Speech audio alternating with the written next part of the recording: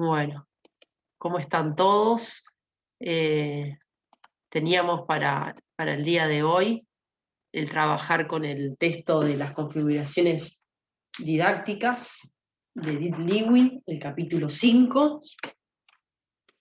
Ya hemos trabajado con esta autora, con Edith, en el texto de las corrientes didácticas contemporáneas, ¿se acuerdan? La unidad 2. Estuvimos trabajando algunos conceptos claves de la autora, cómo ella entiende la didáctica. Acuérdense que la habíamos ubicado dentro de lo que es, bueno, ella es argentina, fallecida, es una investigadora que se especializó en temas, sí, de didáctica, de evaluación, en cierta medida algo sobre currículum, estudió en Estados Unidos, hizo sus estudios de posgrado, y bueno, y tuvo una impronta muy importante desde la década de los 90, una producción importante sí, hasta su fallecimiento, donde ella ha trabajado mucho, siempre muy preocupada por bueno, el mejoramiento de las prácticas, la reflexión sobre la práctica. Uno la podría ubicar dentro de todo lo que es esta corriente más general de la pedagogía crítica, con la diversidad de corrientes que tiene en su interior la pedagogía crítica, y también muy afectada sobre todo por los estudios de la socio y la psicolingüística, los estudios de lo que es las psicologías del aprendizaje, llevadas al campo de la didáctica y la educación. Ella habla de afectaciones, en términos más generales, las afectaciones que tienen las psicologías, si bien, bueno, en algunas cuestiones hemos visto como también hace una crítica de hacer un reduccionismo de la enseñanza y de la didáctica al aprendizaje. Eso sí, hace una crítica en algunas perspectivas más españolas, sobre todo en la década de los 90, de la reforma educativa que hubo en España a fines de la década del 80. Eso se trasladó sobre todo al Cono Sur, muy influenciado por las visitas de intercambios que hubo con estas psicólogos de la educación españoles, como César Coll, Ignacio Pozo, Jesús Palacios. No, Jesús Palacios es Palacios, pero no me acuerdo el nombre de pila. Es, bueno, Carretero. Bueno, hay una serie de españoles que han viajado mucho, se han intercambiado mucho con el Cono Sur. La reforma educativa de los 90, que tanto en Argentina como en Uruguay, trajo mucho toda esta corriente, se importó muchos libros en las bibliotecas de los liceos de reforma, ¿no? Los ladrillitos rojos, estos liceos de reforma que se construyeron en los 90, que son todos muy parecidos. Hay muchos libros de psicología evolutiva y psicología del aprendizaje y de gestión de centros educativos. Ahora hay una oleada a partir de estas formaciones que se están haciendo también de gestión, y mucho énfasis en la gestión que está haciendo este nuevo gobierno, y unos cursos que están preparando.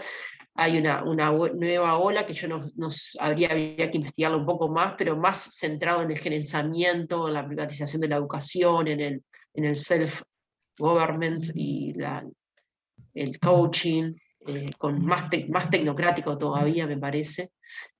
Bueno, también están haciendo muchos cursos de ese estilo, muy centrados en la técnica, en la preparación,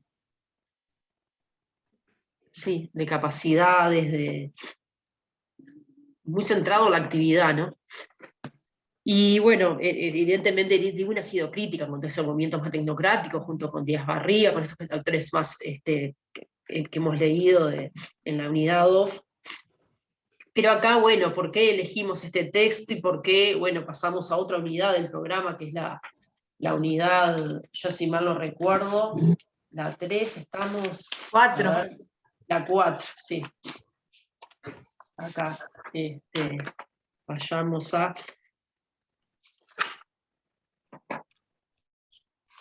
Claro, la unidad 3 fue enseñanza y currículum, ¿cierto? Que hicimos un corte, ahora estamos... La unidad 4, la delimitación de la enseñanza superior y universitaria como cambio de teorizaciones, ¿no? Vamos a trabajar con algunas investigaciones esta elegimos del IRU y algunas del departamento nuestro, del Instituto de Educación, que trabajan con la enseñanza superior y universitaria. Esperen un...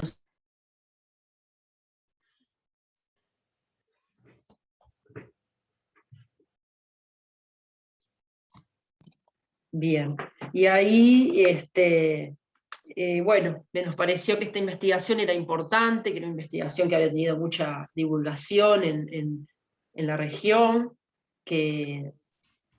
bueno, que esta autora hizo un trabajo muy cualitativo, de trabajo en cierta medida lo ubica en la investigación-acción, en otros capítulos que no son trabaja más la parte metodológica.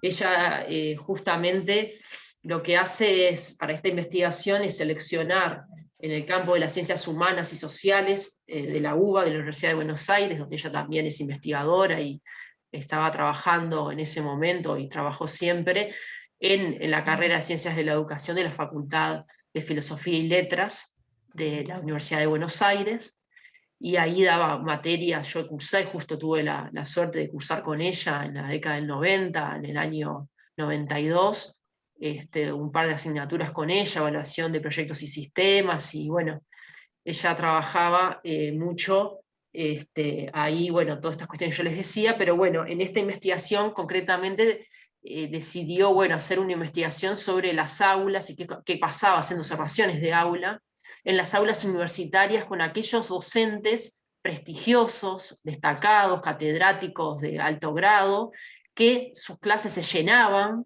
¿no?, de gente, que todos querían asistir a esas clases, que eran bueno, muy reconocidos por sus colegas y por los estudiantes como excelentes docentes, ¿no? Como esos docentes que todo el mundo va, graba las clases, escucha, bueno, se llenan.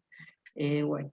Entonces, en ese marco es que ella selecciona en las áreas de las ciencias sociales y humanas, no solamente en educación, o sea, ella trabaja con la UBA y todo lo que son las carreras del área de ciencias sociales y humanas.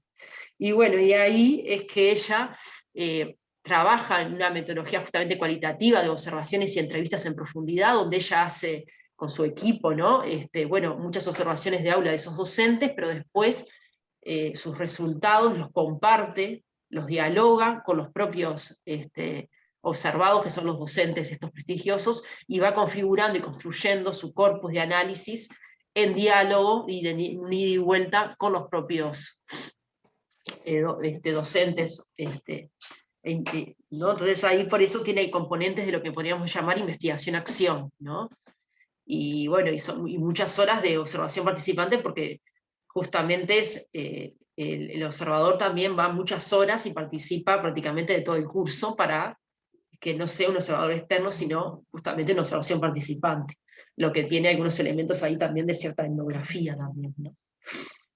Esa es un poco la parte más metodológica y las perspectivas de donde ella se ubica para hacer esta investigación.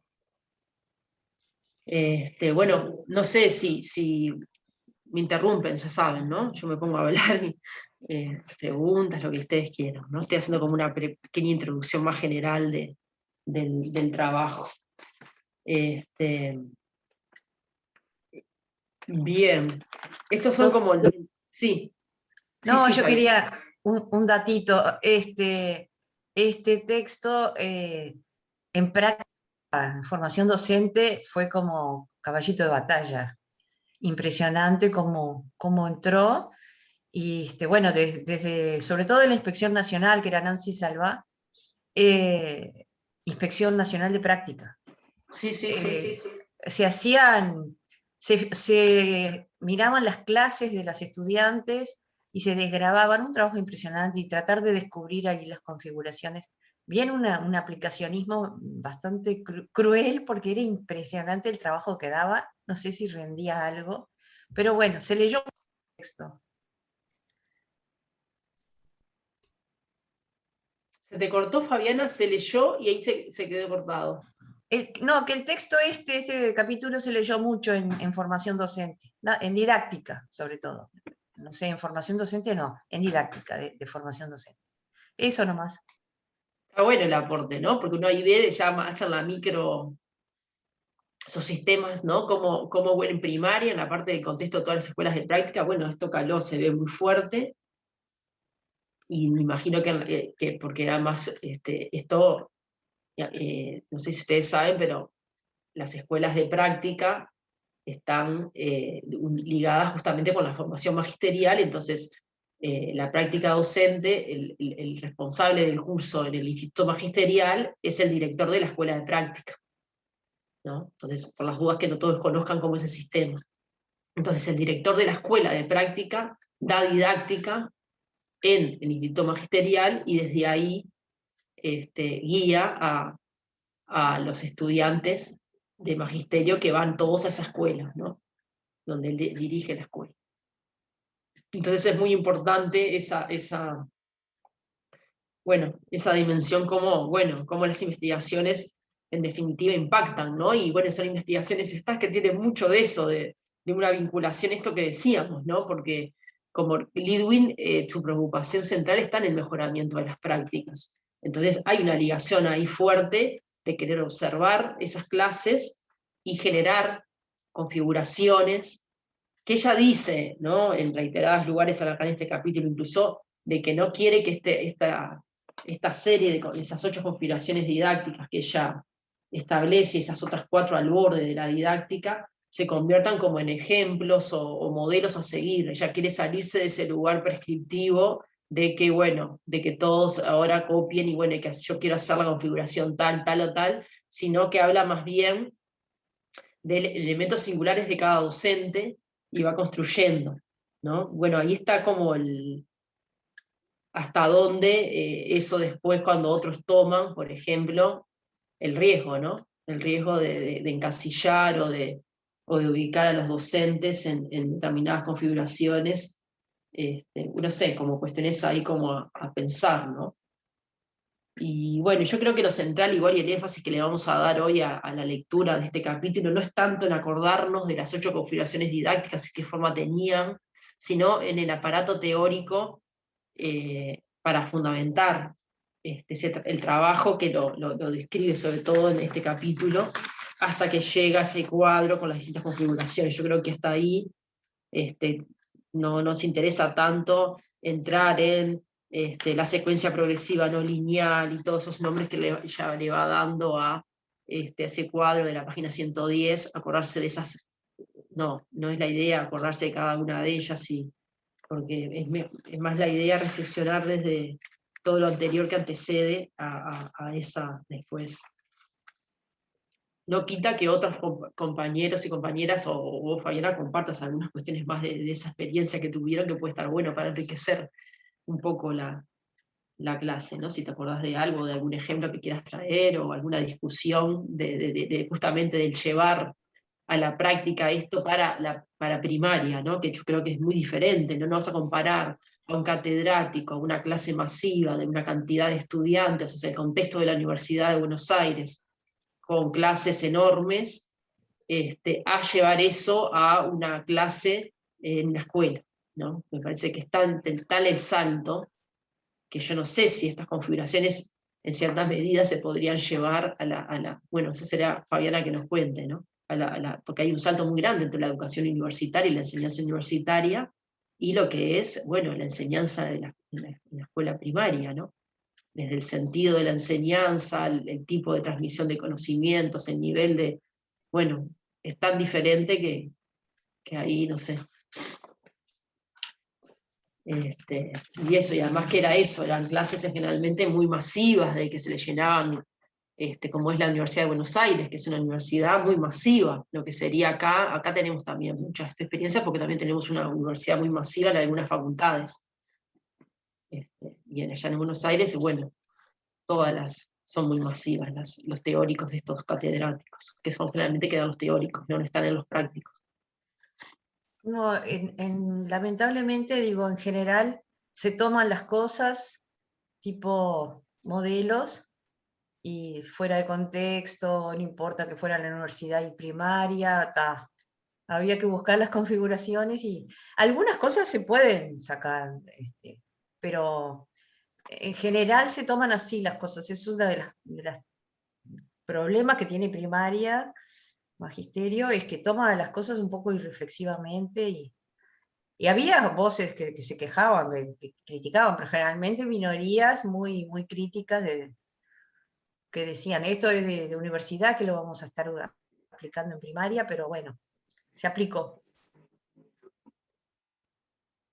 Sí, ella dice acá, no constituye un modelo para ser trabajado como un esquema, lo dice claro. Pero bueno, ahí, entonces, capaz que el principio del texto a mí me parecía interesante traer, porque es bastante completa, el concepto de configuración didáctica, ¿no? Al inicio del capítulo. No sé si ustedes capaz que ya lo tenían subrayado, pero me parecía como importante. Y insiste la buena enseñanza, esto que ya trabajaba. Hay muchas cosas que se van a repetir, algunos conceptos que lo van a ver, que, bueno, de repente los amplía, pero del otro texto que ya leyeron de ella, de, de corrientes didácticas contemporáneas, ¿no? Este texto está escrito en el año 1997, la primera edición, y el texto de las configuraciones de las corrientes didácticas contemporáneas que ya leyeron, me estoy fijando, pero es del 96 creo, año Pau. 1996, o sea que están muy cercanos en el tiempo, o sea, hay un año entre un texto y otro hay un año de diferencia, ¿no? Entonces también, en ese sentido, ella seguro ya había empezado a hacer esta investigación cuando escribió el anterior, o sea que toda la parte del aparato teórico lector tiene mucha coincidencia, ¿no? Entonces, bueno, esta idea de la buena enseñanza sigue estando presente y atravesando el artículo también. Y bueno, ahí habla de las análisis, justamente estas observaciones de clases de los docentes de la universidad. Y bueno, ¿qué quiere decir esto de las configuraciones didácticas? Que es un poco el nombre del capítulo, pero también el nombre del libro, ¿no? Y esta idea de que ella sigue insistiendo con la nueva agenda, ¿no? Para en este caso para la enseñanza superior. Aunque ahí yo le cuestionaría a Lidwin si uno podría decir que la vieja agenda de la didáctica atravesó o no atravesó la enseñanza superior. Y yo creo que ahí también discutiría un poco eso con ella, ¿no? Porque ella cuando trabaja toda la idea del capítulo anterior de construir una nueva agenda para la didáctica, yo creo que la didáctica en general ha aplicado muchísimo para lo que es la enseñanza básica. Hay que ver cuánto la didáctica atravesó y se configuró como un problema en la enseñanza superior, como algo que la enseñanza superior lo tome y los docentes de la enseñanza superior lo tomen, ¿no? Y yo creo que, bueno, uno podría decir en Uruguay, después cuando trabajemos con el texto de Luis Beares, en el Uruguay la problematización sobre la didáctica en la enseñanza superior, uno podría que recién comienza a calar y empezar a tener fuerza y peso a partir de la década de los 90, con la creación fundamentalmente de la Comisión Sectorial de Enseñanza, cuando se armó esa Comisión Sectorial de Enseñanza. Exactamente la fecha ahora no la tengo, eso lo consigna muy bien Beares en su estudio, y a partir de ahí hubo una preocupación y un lugar de investigación y de formación, donde también vinieron muchas de las catedráticas de la UBA, con Camilión y Lidwin, han viajado muchísimo a Uruguay a dar cursos, justamente para plantear y formar a los docentes de la universidad de todas las áreas en elementos de didáctica, cuando empezó a partir de la reapertura democrática la universidad a crecer en número y a tener problemas justamente de rezagos importantes, de los estudiantes, bueno, atención a cuestiones estudiantiles, a los problemas del aprendizaje, bueno, y ahí empezaron a plantearse justamente los problemas de la didáctica en la enseñanza superior. Y bueno, y ahí empezó como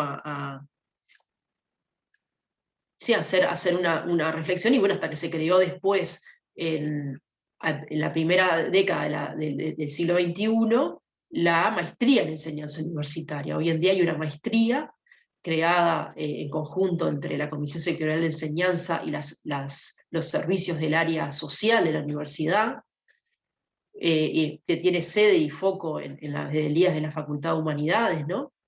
que, bueno, yo, por ejemplo, soy egresada de la primera generación de esa maestría, o sea, hice la maestría y bueno, estudié justamente la formación en educación física, ¿no? La formación terciaria en educación física desde esa maestría, y bueno, y Raumar también Raumar Rodríguez Jiménez compañero mío de maestría, también hizo una investigación sobre las tensiones entre normalismo y universidad también, más cercano al caso de la educación física, investigando eso.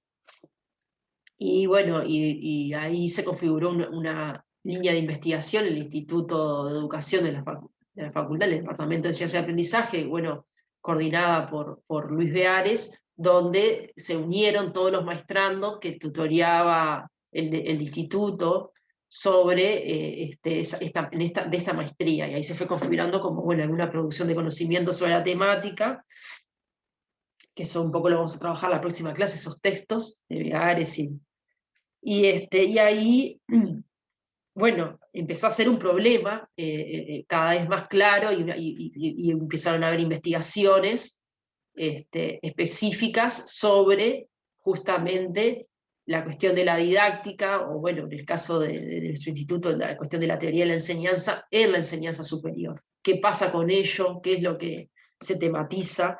Entonces, bueno, un poco volviendo a esta idea de la nueva agenda para la enseñanza superior, bueno, ahí uno habría que decir, bueno, pero una nueva agenda, porque antes había una agenda vieja o no existía esa agenda, ¿no? Uno podría cuestionar la ley muy bueno, ¿cuánto existía de lo anterior? Porque me parece que la vieja agenda de la didáctica es tributaria más bien de todo lo que ha sido la didáctica tecnicista, instrumental, más que nada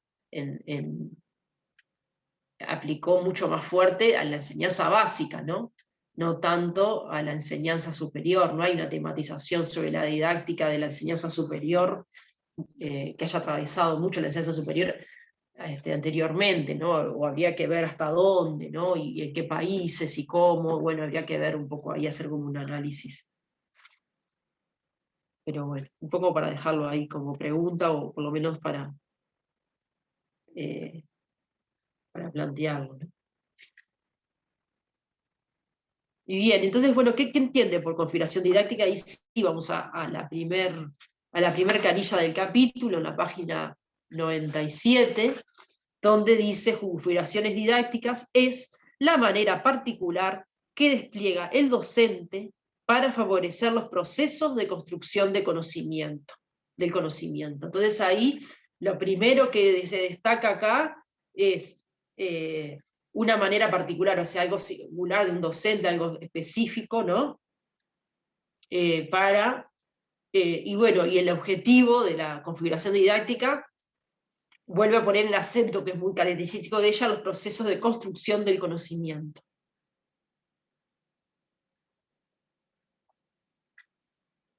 El conocimiento se construye en el aula y pone el centro ahí cómo se construye el conocimiento en el aula. Por eso, en cierta medida, también en esta tensión en cuanto le pone de importancia Lidwin al conocimiento y a la cuestión más epistémica o no, si la podríamos ubicar en esta tensión entre conocimiento y sujeto, ¿no? Entre enseñanza y aprendizaje, bueno, en qué lugar se ubica, y bueno, está como ahí en esa tensión, ella por momentos, bueno, sí le da jerarquía al conocimiento, pero por otros momentos también tiene una preocupación muy fuerte por lo que pasa con los procesos de aprendizaje, ¿no? Con lo que construye el alumno con eso, que hace el alumno en esa relación. Entonces ahí empieza a generar, enseguida que vamos a seguir leyendo, como una suerte de 6 variables que atraviesan la configuración didáctica, ¿no? ¿Qué es lo que ya va a ver para poder, bueno, responder a esta pregunta, ¿no? ¿Cómo se hace para favorecer esa construcción del conocimiento y qué va a mirar? Y ahí dice: esto implica una construcción elaborada en la que se pueden reconocer los modos como el docente aborda múltiples temas de su campo disciplinar y que se expresa en el tratamiento de los contenidos su particular recorte. Entonces ahí un elemento central es el análisis sobre el contenido, ¿no?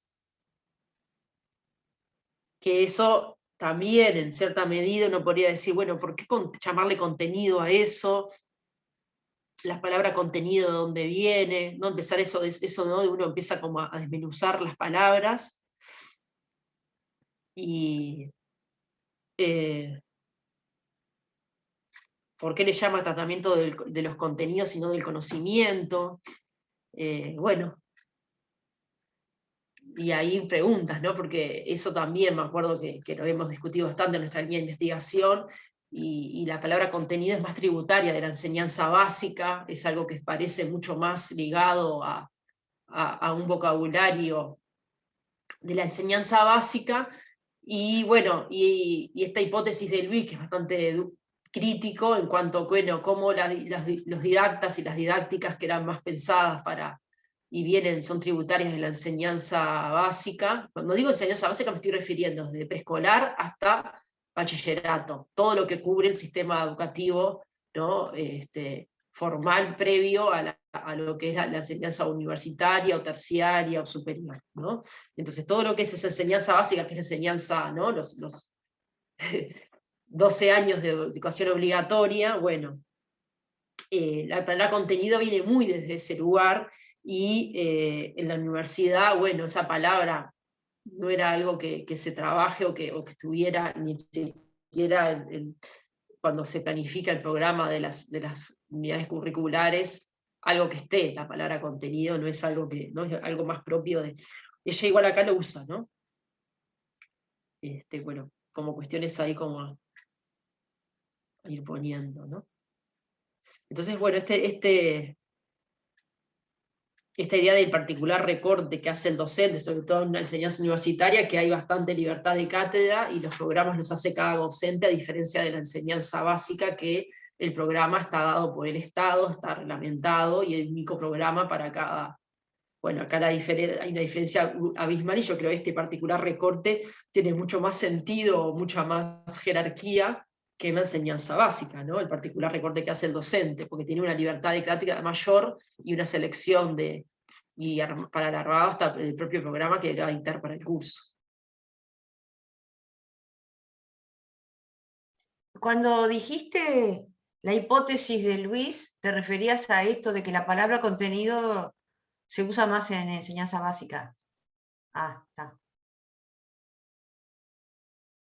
Hay que ver ahora también con toda esta invasión mucho de la didáctica al campo de la enseñanza superior, y toda esta tematización cada vez más fuerte de la didáctica llevada a la enseñanza superior, como eso capaz que ha ido cambiando, ¿no? Y eso, bueno, desde un análisis discursivo uno va siguiendo y tematizando y ver qué palabras se usan y por qué, ¿no? Uno atiende mucho más en los términos que se usan y los sentidos que se le dan a esos términos, ¿no? Bueno, el segundo elemento, además de todo lo que es el contenido, su particular recorte y forma de abordaje, un segundo aspecto dice los supuestos que maneja respecto del aprendizaje. O sea, los supuestos que maneja quien está hablando acá del docente, ¿no? Entonces, bueno, esto de los supuestos respecto del aprendizaje, yo creo que viene mucho en la línea de la investigación de las distintas representaciones o concepciones que maneja el docente, que es mucho de la pedagogía crítica, ¿no? Indagar sobre, bueno, los supuestos, lo que hay detrás en el pensamiento del docente sobre determinado, bueno, sobre el sujeto, sobre el aprendizaje, sobre distintos conceptos como claves que estructuran el quehacer de la enseñanza y de la educación.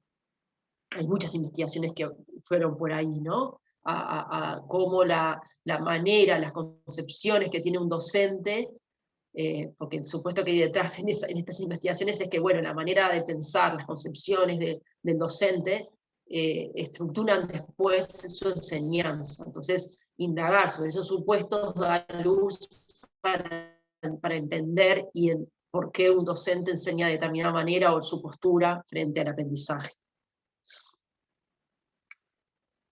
Y bueno, ahí una de las cuestiones claves que ella le interesa es eso, qué supuestos tiene el docente respecto al aprendizaje. Después, otro elemento central, y que ha dedicado muchas investigaciones sobre esto, es esto de la utilización de prácticas metacognitivas, que esto ha sido muy desarrollado por todo lo que es, bueno, Gardner y toda la psicología de reingrambre, ¿no? De la educación, de afectación, la línea anglosajona, ¿no? Me parece ahí que la metacognición ha hecho desarrollos muy importantes de esta idea de la reflexión sobre mi propio aprendizaje, ¿no? Entonces ahí, bueno, distintas dinámicas que los docentes han desarrollado, los maestros, esto sí, en mucho la enseñanza básica, para ayudar al propio sujeto de aprendizaje, o sea, al niño, a los adolescentes, a reflexionar a cómo aprenden y cómo logran lo que logran y hacer reflexiones sobre sus propios procesos de aprendizaje. Yo me acuerdo, esto yo lo vi, no sé, como una anécdota, ¿no? Esto de poner ejemplos, en algunas cuestiones que me acuerdo en matemática, que mis hijos cuando venían de la escuela, en una escuela de práctica, y que bueno, tenían, por ejemplo, que resolver determinado problema, pero después parte del ejercicio de la pauta era que tenían que, una de las partes era explicar cómo habían logrado el resultado, o cómo lograron llegar, ¿no? Eso yo lo vi muy, bueno, gráficamente, cosa que, bueno, en mi etapa escolar jamás era más bien el hacer el ejercicio y punto, y resolverlo y tal, nunca jamás, bueno, había mucho de esto, de que yo les veía en las propuestas de que le hacían los maestros, sobre todo en primaria. En secundaria nunca lo vi eso, pero en primaria lo vi mucho, en la parte sobre todo de matemática, que eran, una de las partes era eso, era explicar cómo lograron la resolución, ¿no? Por supuesto que esto tiene que tener muchas más aristas y complejidades, pero me parece que es algo que, no sé si ustedes, capaz que vos, Fabiana, que te has dedicado mucho a la didáctica, creo que esto de la metacognición, hay un montón de bibliografía y literatura que va por acá y de investigaciones muy ricas que van por este lado, ¿no? Y bueno, Lidwin en ese sentido yo al menos lo aprendí desde la cátedra de ella cursando en la UBA. Y estaba muy, no sé ahora, pero estaba muy firme seguir a Brousseau. Yevalar se hablaba mucho de Yevalar y la transposición didáctica, pero está como, dicen que muy interpretado, bueno, hay críticas de cómo se interpretó, ¿no? Eso lo escuché en otro curso, pero cómo se interpretó desde la formación docente. Pero Brousseau era el que planteaba esto de que se planteara un problema y que después cada uno lo resolviera y lo pudiera explicar en grupos, de un grupo al otro, explicarle cómo fueron los procedimientos. Era todo un sistema que está muy basado en el constructivismo, ¿no? En el concepto de construcción del conocimiento, eso está en la base. Sí, sí. Y bueno, entonces ella va a observar, por eso yo digo, hay cosas que vienen mucho, al menos de la tradición de la enseñanza básica, y ella lo va a trabajar para la enseñanza universitaria como algo para mí novedoso. O sea, en definitiva ella se pregunta cuando observa a estos catedráticos cuánto en su propia clase utilizan, capaz que hasta en la oralidad supongo, algunas estrategias de prácticas metacognitivas. O sea, ahí hay que, por ejemplo, ahí yo cuando cursé con ella, me acuerdo que en los parciales que había que hacer, ¿no? En algún sentido ella trabajaba con la metacognición en la propia consigna del parcial, porque eran propuestas bastante novedosas donde, por ejemplo, para poner un ejemplo, hay que ver también cuánto ahí hay metacognición o no, pero era llegar al parcial y no esperar una pregunta, sino tener que responder. Si bien era sincrónico el parcial y uno llegaba y tenía que hacer el parcial, llegabas y tenías que vos hacer preguntas. Entonces, quieras que no, al vos tener que hacer la pregunta y después la ibas a responder también, pero bueno, en cierta medida te ponían en el lugar de una cierta reflexión sobre lo que ya estudié, para qué me pregunto a lo que ya sé, ¿no? Y bueno, hay algún ejercicio de metacognición ahí, ¿no? Cuando uno tiene que pensar qué preguntas me hago de lo que ya estudié en el momento que tengo que responder también, para después poder responder también, ¿no? Entonces hay ahí una cuestión como de ponerse en algún lugar, en algún ejercicio metacognitivo, ¿no? Bueno. Bueno, entonces ella es una de las cuestiones que para ella es central, ¿no? Esto de, bueno, la cuestión de, vamos a la tercera, ¿no? Por un lado, las cuestiones del contenido y el particular recorte, cómo lo hace el docente, se pregunta, después qué supuestos tiene el docente sobre el aprendizaje, cómo utiliza o no utiliza prácticas metacognitivas. Un cuarto elemento es la vinculación que teje ese docente universitario con el ámbito profesional, ¿no? Los vínculos que establece en la clase con las prácticas profesionales involucradas en el campo de la disciplina de que se trata. O sea, hay también una preocupación de cómo vincula ese docente lo que enseña con el campo profesional de eso que enseña, ¿no? Esa articulación en definitiva entre teoría y práctica, podríamos decir en algún sentido, o esa vinculación entre ese campo de conocimiento y cómo eso después se lleva al ejercicio profesional de ese campo disciplinar que está trabajando, ¿no? Entonces hay una preocupación muy fuerte en ese sentido por la relación entre lo que se está enseñando en la universidad y cómo eso después impacta en la práctica profesional de los futuros formados, ¿no? O sea que hay una preocupación fuerte por la articulación, uno podría decir, entre el conocimiento académico o lo académico y lo profesional también, en sus preocupaciones, ¿no? Y esta idea central de las prácticas, ¿no? Como ella atraviesa su preocupación por el análisis de las prácticas y bueno, y en definitiva lo que va a ser ese sujeto que se está formando en la universidad en su práctica futura.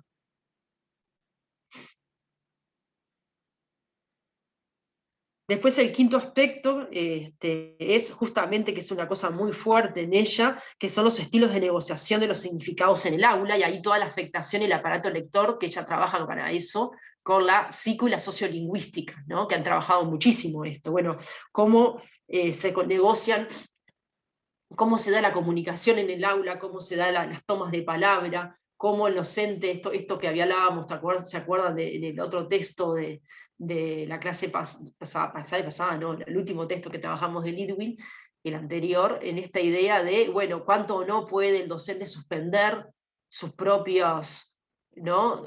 Conocimientos de lo que él está dando, lo que sabe, para escuchar realmente lo que trae el estudiante a la clase y poder negociar desde lo que el estudiante le está planteando, ¿no? Poder realmente escucharlo y suspender lo suyo.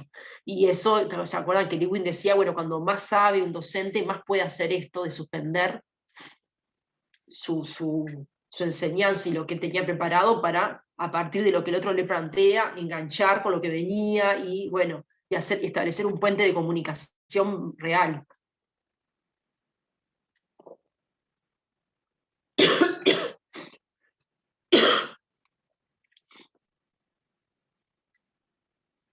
Bien. Ese sería el quinto elemento. Disculpen que estoy con mucha alergia hoy, se nota, estoy muy congestionada. Y bueno, y después esto ligado a el estilo de negociación, que sería el síntoma, un sexto aspecto, es todo lo relacionado entre práctica y teoría, ¿no? Otra preocupación central, la relación entre teoría y práctica. Y ahí ella pone como que tematiza subtemas dentro de esa relación entre teoría y práctica. Incluye lo metódico y la particular relación entre el saber y el ignorar, ¿no? Y ahí se acuerdan de lo que ella había hablado del papel de la pregunta, ¿se acuerdan? Cómo ahí lo ligamos con todos esos aspectos que ella traía en este sexto y último elemento. ¿Se acuerdan toda la importancia de las preguntas de verdad? Que no sea esta cosa más didactizada de que el maestro pregunta lo que ya sabe, o ¿no? El docente pregunta lo que ya sabe, sino que en esta cuestión, bueno, más acercarse a lo que es la investigación, más acercarse a llevar a la clase y hacerse preguntas que capaz que ni siquiera el propio docente en ese momento tiene del todo claro la respuesta, el propio docente que está profiriendo esa pregunta. Entonces esas son las preguntas realmente verdaderas, porque se pasa de una posición, yo creo, más ahí, ¿no? De reproductor, a una posición mucho más fuerte de investigador, ¿no? O sea, si vos te parás mucho en repetir más que nada en forma lineal lo que plantea el docente vas a hacer preguntas más que nada de mentira.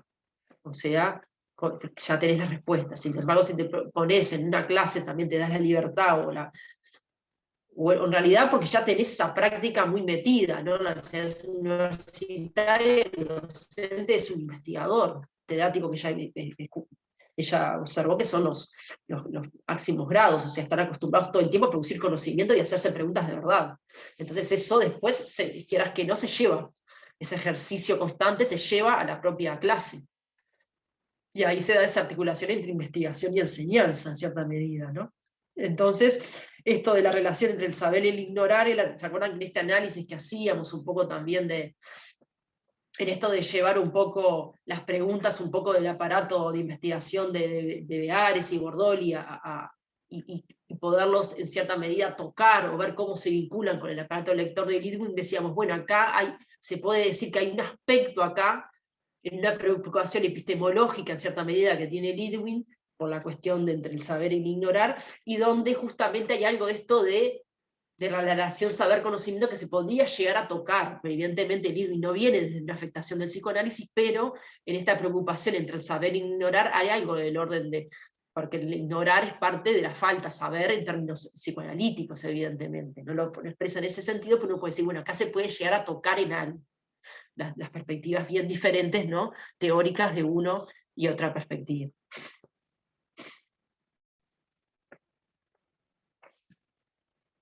Yo creo que, bueno, acá quedó como es bastante intensa. Uno dice, bueno, es un párrafo, pero en realidad en este párrafo uno puede sacar con mucha, como hicimos recién, las puntas más importantes de lo que es la configuración didáctica y todo lo que ella va a mirar, cómo va a construir la configuración didáctica a partir de todas estas variables o cuestiones más concretas que ella va a mirar cuando mira y observa a los profesores, ¿no?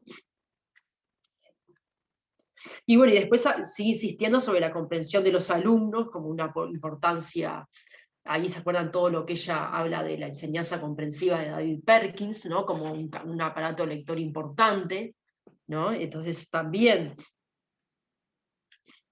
que todos estos 6 elementos para ella es lo que evidencia la clara intención que tiene el docente de enseñar, de favorecer los procesos de comprensión de los alumnos, pero se dan cuenta cómo ella se para justamente en la cuestión más de la intencionalidad, su concepción de sujeto es esta idea, ¿no? Del sujeto uno, de la conciencia, que es capaz de, bueno, qué supuestos tiene, que puede llegar a verbalizar respecto a los supuestos sobre el aprendizaje. O sea, su aparato lector de Lidwin, acá yo estoy haciendo como un análisis más de bueno, qué sujeto hay detrás de esto que ella está diciendo. Bueno, hay un sujeto bien de la conciencia, de los supuestos, de cómo yo puedo reflexionar sobre mi propia práctica, cómo puedo hacer procesos, ¿no? Y bueno, y cómo puedo favorecer la comprensión de los alumnos, ¿no? Esto en cierta medida se da de bruces o es bien diferente a las propuestas de Beares y Bordoli, que van mucho más por el lado de, bueno, en todo acto de enseñanza hay una relación bastante distante con el aprendizaje, no hay linealidad, no hay posibilidad de justamente de predecir lo que el otro va a hacer con lo que se enseña.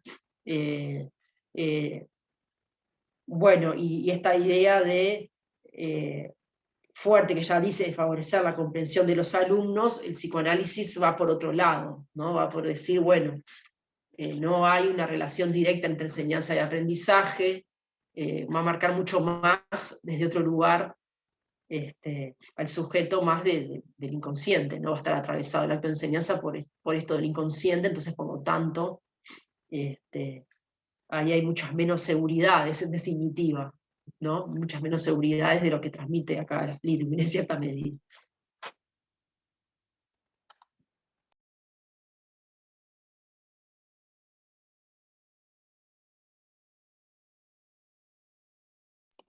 Carolina.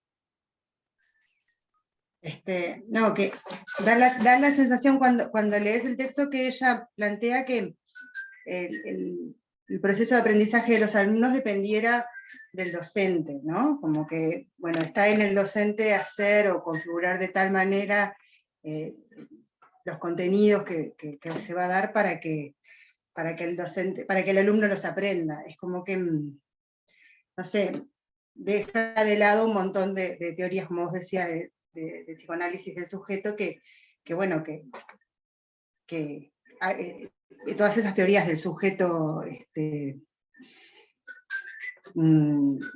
dividido, del sujeto que tiene otras connotaciones, no sé.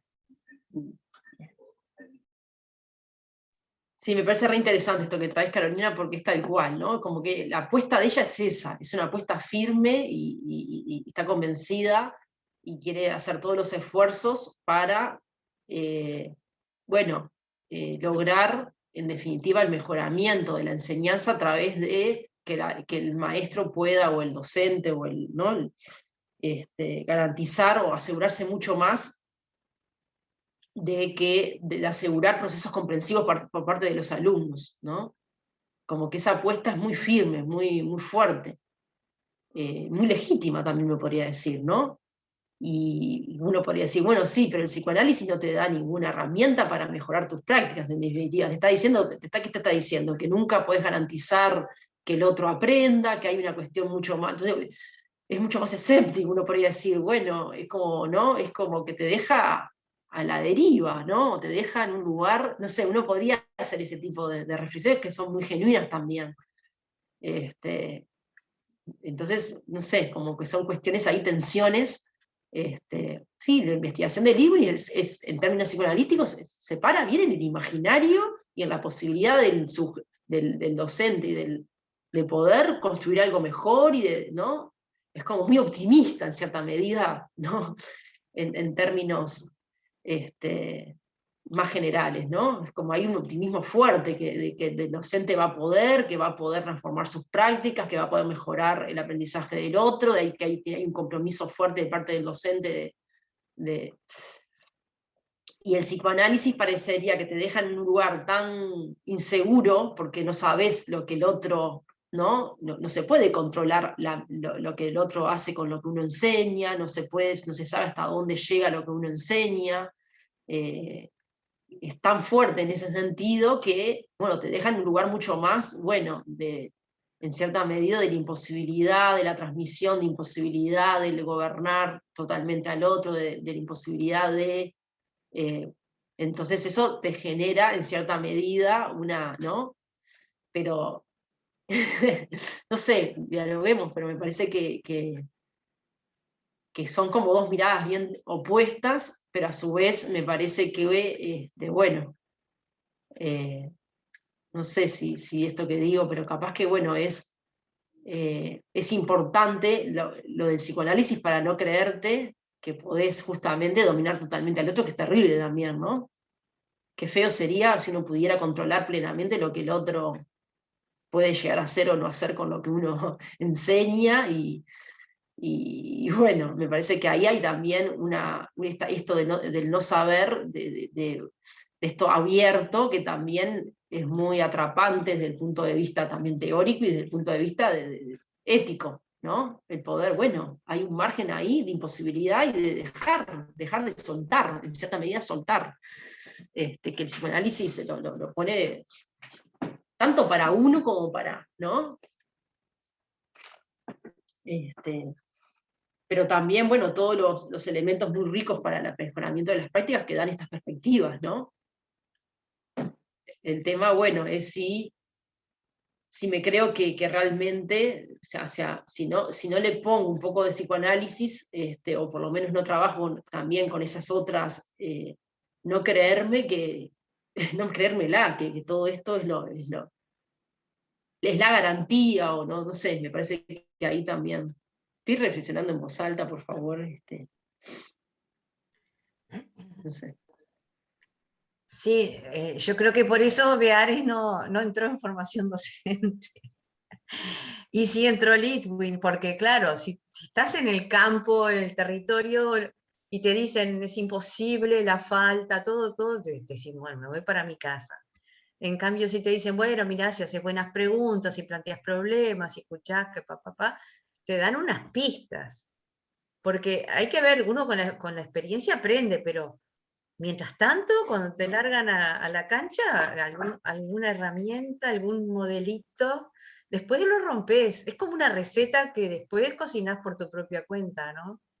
Yo creo que alguna certeza, o por lo menos algo hay que darles a los jóvenes que están empezando.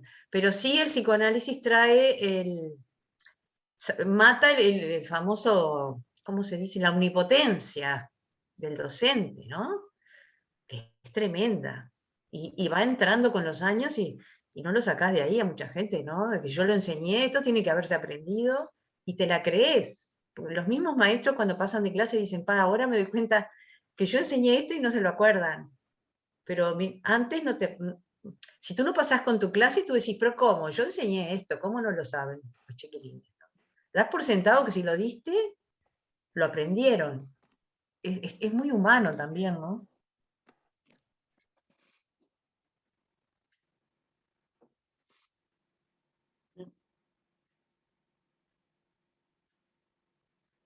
Bien, algunas otras cuestiones que quieran resaltar, cosas que hayan subrayado del texto.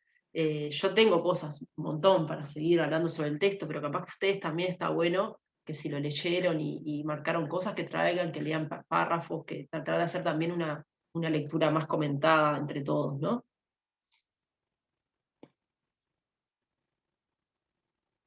Yo creo que esta insistencia, por ejemplo, ahí en la página 98, donde ella dice que la configuración didáctica da muestra del carácter particular del abordaje de un campo disciplinar, ¿no? Ella todo el tiempo está en esa tensión entre centrarse en la cuestión del campo disciplinar y el conocimiento específico que se transmite como una singularidad también y que determina esa configuración didáctica, pero también le quiere dar importancia a los procesos de comprensión de los alumnos, entonces, o de los estudiantes en el caso universitario. Entonces está siempre tensionada por esas cuestiones, ¿no? Y trata como bueno, de navegar en todo eso, ¿no? Y bueno, esta insistencia constituye la configuración didáctica, constituye la expresión de la experticia del docente. Esta idea, ¿no?, de la experticia, y por qué va y toma a los mejores docentes, a los de máximo grado, a los que se le llenan la clase, que tienen esa cosa del imán de la docencia, de que genera, ¿no?, esa cosa de adhesión, ¿no? Y ella quiere analizar a esos, ¿no? Entonces me parece que también ahí hay algo de modélico que ella quiere zafar, pero a su vez está buscando en cierta medida a los mejores supuestamente docentes de la universidad. Entonces, bueno, pero igual dice, pero a través de una propuesta que no constituye un modelo para ser trasladado como un esquema, ¿no? Ella esa lo dice, lo advierte, para la enseñanza de uno u otro contenido. ¿Dónde está eso? Eso en la 98.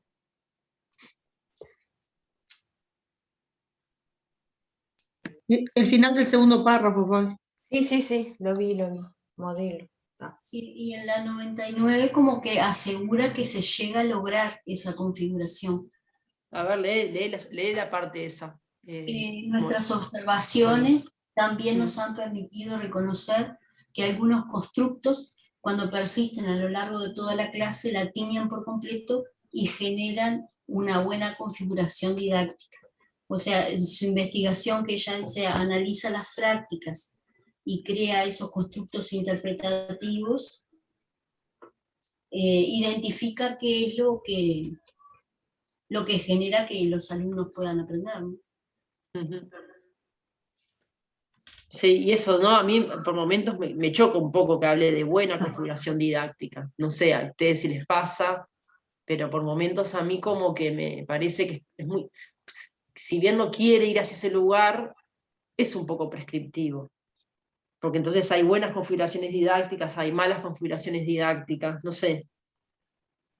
Un poco binario en cierta medida también, no sé.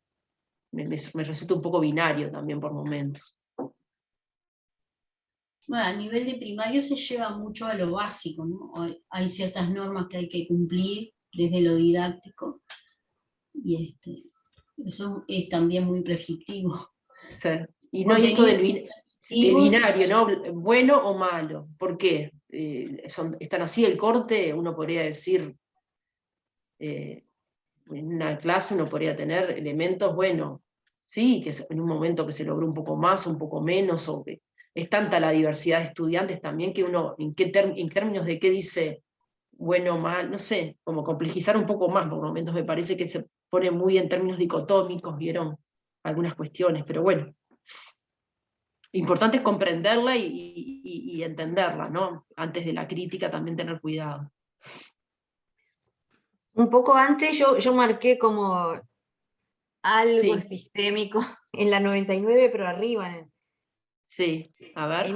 Dice, en esos casos, bueno, no sé de lo que está hablando, pero es más adelante que dice, en esos casos Venía hablando de las configuraciones deficientes, capaz que está bueno que partas del párrafo anterior y ya sigas con ese. Yo creo que va a quedar mejor entendido, bueno, Fabiana. antes dice, así como a lo largo del desarrollo de nuestra investigación hemos podido identificar distintas configuraciones en las prácticas de los docentes, al avanzar en el análisis, también hemos podido reconocer configuraciones deficientes, bueno, esto está salado, que quedarían definidas por la existencia de un patrón de mala comprensión.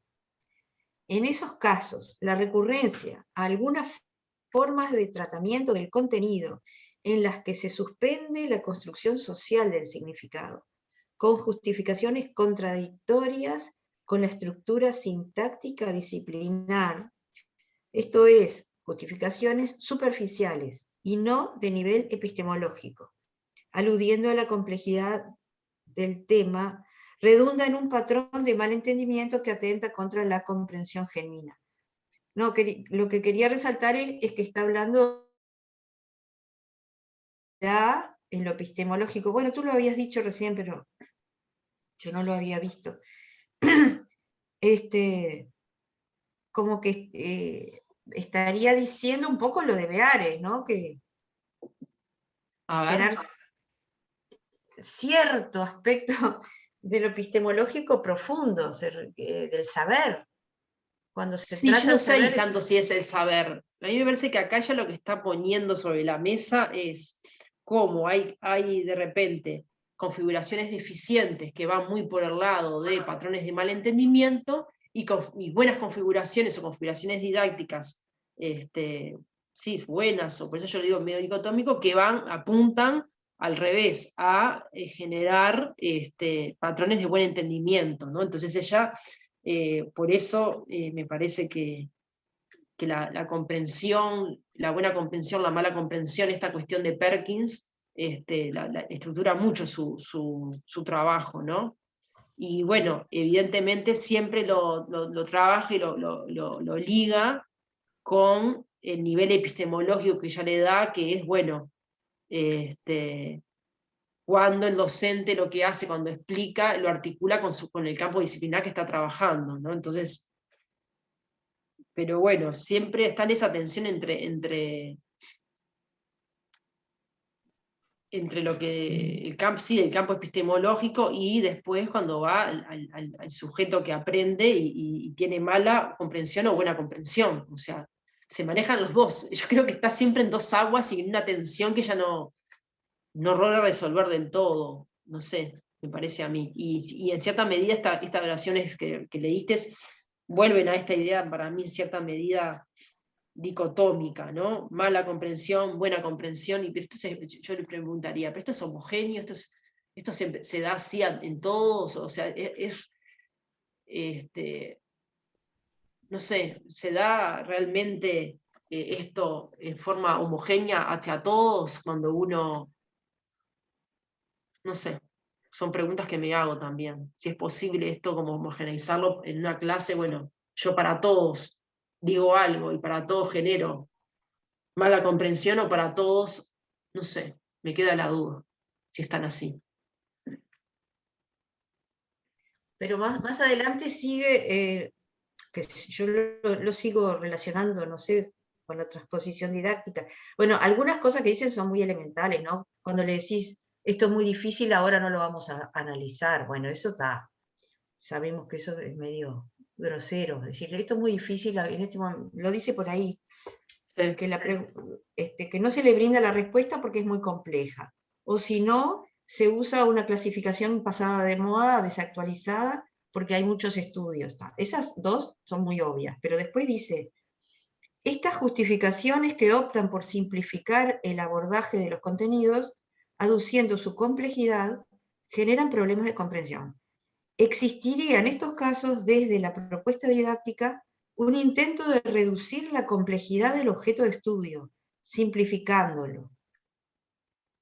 No sé, yo ahí veo que eso es lo que se critica siempre de la docencia básica, sobre todo, de Lo que pasa primaria. que, claro, que es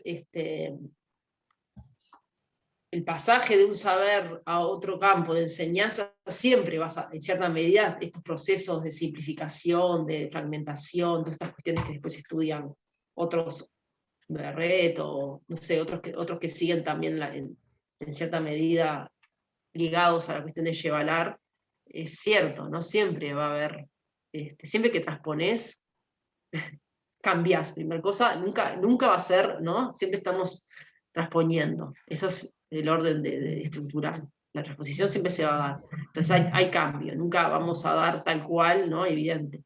Pero, sí, evidentemente en esos, es complejo dar la complejidad de lo que se está enseñando y poderlo, sí, porque uno lo que hace generalmente como maestro es tratar de simplificar para que el otro entienda, en cierta medida. Hay proceso de simplificación. ¿Y no es la transposición eso un poco? Y sí, es parte de esa. Bueno, hay distintos elementos ahí para. No es muy fuerte, pero los que quedan hay, en el segundo capítulo ya lo vamos a ver, están todos esos procesos. Bueno, y esto de la descontextualización, la recontextualización en Bernstein, ¿no? Esos procesos de desincretización, que en cierta medida pasan por simplificar lo que para poderlo transmitir, no sé. Hay gente que se especializó bastante en estudiar en forma bien detallada todos esos procesos.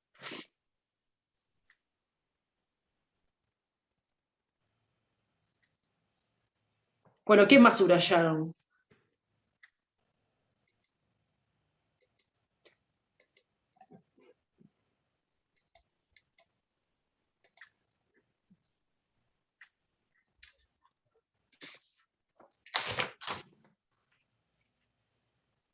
Ahí, por ejemplo, en la página 100, bueno, respecto a la enseñanza comprensiva de David Perkins, 1995, le atribuye a la pedagogía de la comprensión una serie de características que podrían ser sugerentes para las prácticas universitarias. Señala que debería favorecer el desarrollo de procesos reflexivos como la mejor manera de generar la construcción del conocimiento, porque estos procesos se incorporan al nivel de comprensión epistemológico, esto es, el modo como se formulan las explicaciones y justificaciones en el marco de las disciplinas. También tenderá a la resolución de problemas, quiero decir, a la resolución de problemas, considerará las imágenes mentales preexistentes con el objeto de construir nuevas, atendiendo a las rupturas necesarias, favorecerá la construcción de ideas potentes y se organizará alrededor de temas productivos centrales para la disciplina, accesibles a docentes y estudiantes y ricas en ramificaciones y derivaciones. ¿No? Ahí hace como una síntesis de todas las variables para David Perkins que están dentro de esta comprensión de nivel epistemológico o enseñanza comprensiva, ¿no? Y ahí, bueno, el tema de la enseñanza por resolución de problemas, que es más que vieja y desde el escolanovismo también lo trabajaban, esto de la idea de partir de las me hace acordar acá la tercera, el aprendizaje significativo de Ausubel, ¿no? Esta cuestión de partir de las imágenes mentales preexistentes con el objeto de construir nuevas, que bueno, si uno analiza ahí pila de teorías del aprendizaje, es parte de cuando explican el proceso que se da del aprendizaje, esto, ¿no? La relación entre lo viejo y lo nuevo, y no sé. Y después, sí. No, que habla de un conocimiento frágil también, sin una comprensión auténtica, que se olvida, que no se aplica o que se ritualiza. Y yo pensaba, me venía cuando damos muchos autores en alguna materia, ¿no? Que siento como eso, como que pasan, pero que no llegan a decantar. Sí. Y bueno, porque son como entradas, ¿no? Como entradas, como círculos, y se deja hasta ahí, después hasta ahí, bueno, y después otras lecturas, hasta uno, ¿no? Como investigador, ya cuando está en otra etapa, lee un texto y de repente a los 2 o 3 años lo agarra de nuevo y entiende otras cosas, en ese momento se cruza con otros problemas que uno está buscando y va a hacer otras acentuaciones. Eso me parece que es inagotable, me parece también, ¿no?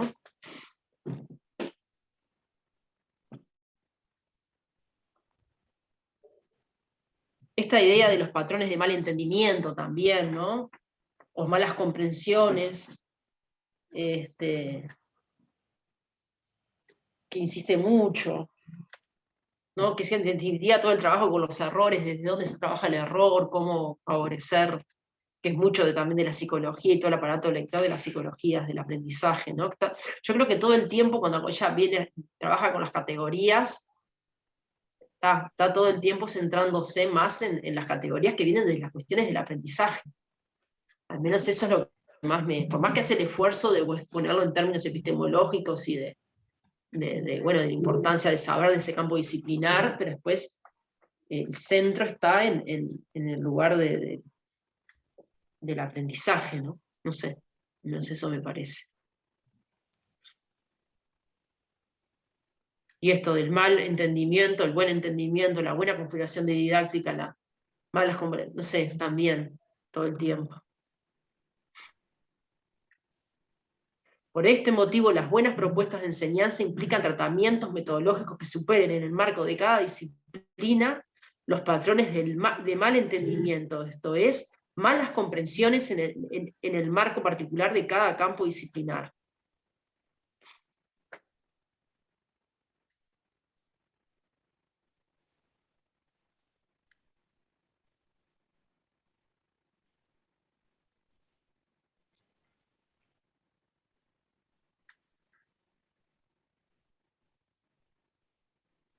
Y ahí pone ejemplos, ¿no? Sí.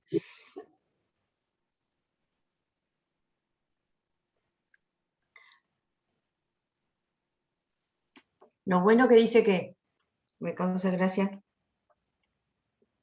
que planificar y todo eso que nos matamos en la escuela, para poner objetivos, contenidos, actividades, no es garantía o algo así, dice, de una buena, no es condición necesaria de una buena clase, de una buena configuración.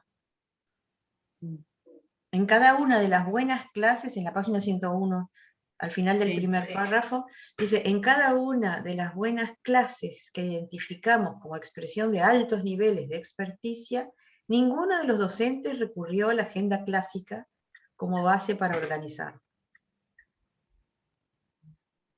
Sí, eso también, ¿no? O sea, está la agenda clásica, por un lado, blanco-negro, la nueva agenda. Entonces, los buenos docentes es los que dejan la agenda clásica y van por la nueva agenda. No sé, ¿qué es eso tan blanco-negro? No sé, yo lo veo muy dicotómica, lo veo todo el tiempo, ¿no? Entonces acá, por ejemplo, más adelante dice, al decir de los docentes se buscó para cada contenido la mejor manera de enseñanza.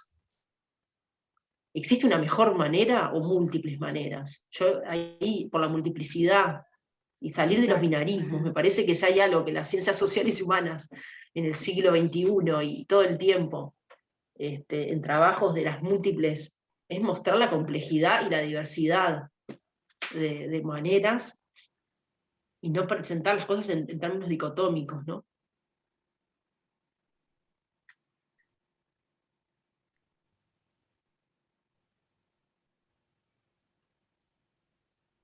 Uno podría decir, bueno, una manera posible, y después yo creo que hay, no sé, multiplicidad de maneras de...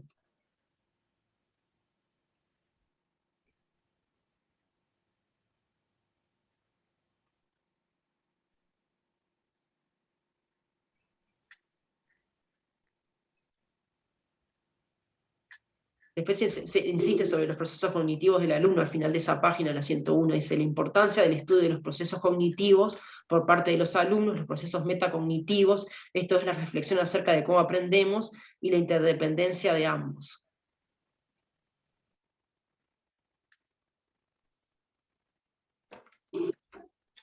Y ahí me parece que hay, ¿cómo haces para estudiar los procesos cognitivos por parte de los alumnos?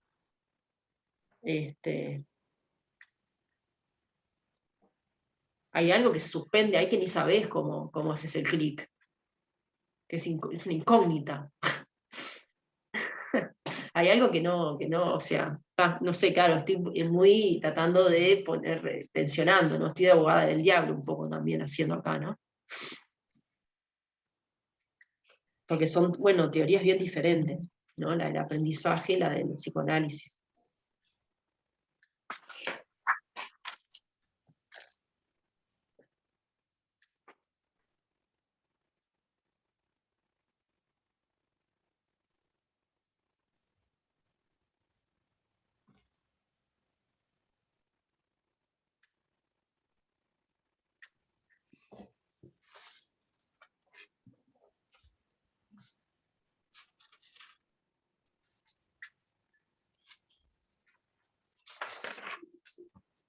Acá en la página 102 al final, hay una crítica también a la cuestión muy instrumental, ¿no? Muy tecnicista.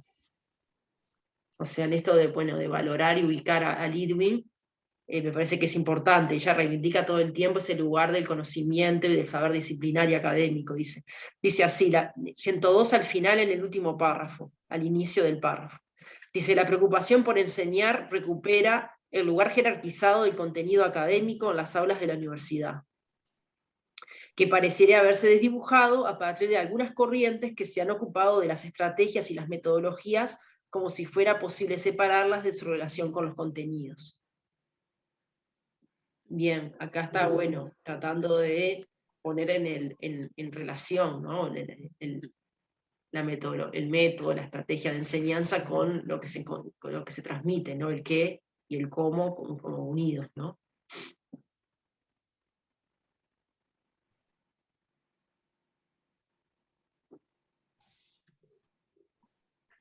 Pero ahí no es medio contradictoria con lo que venía diciendo. A ver, ¿por qué?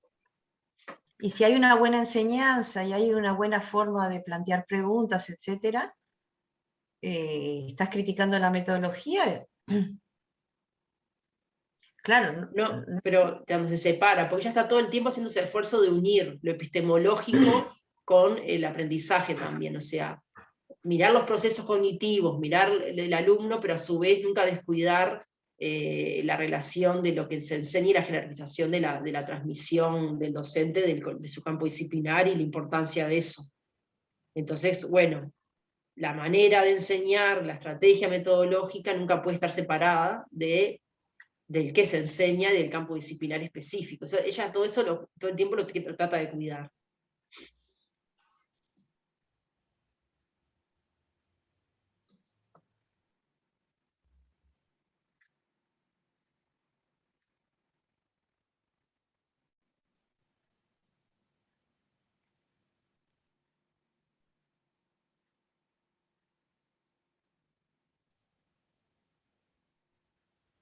Por ejemplo, acá, ¿no? Ese esfuerzo epistemológico que ella hace, ¿no? Acá dice, las representaciones epistemológicas que modelan las formas de conocer de un dominio dado, ejemplificando cómo es construido el conocimiento y cómo se encara la indagación, pueden favorecer propuestas de enseñanza tendientes a una comprensión más genuina.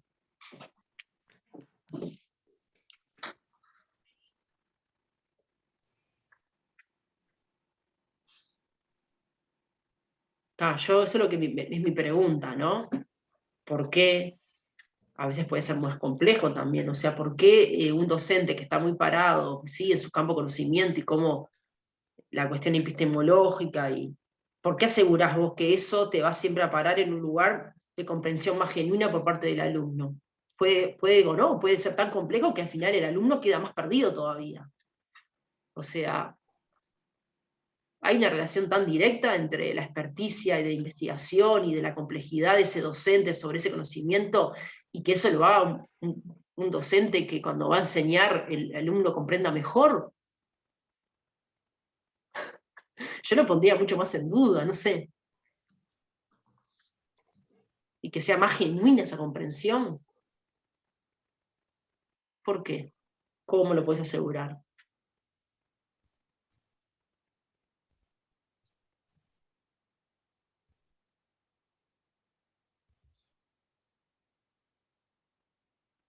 No sé.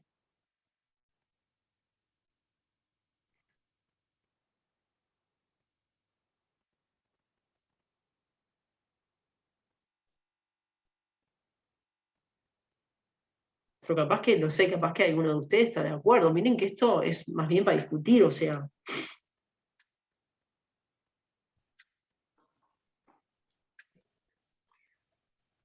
Es muy del sentido común, ¿no? Ay, no sé quién estaba hablando, perdón. No, nadie.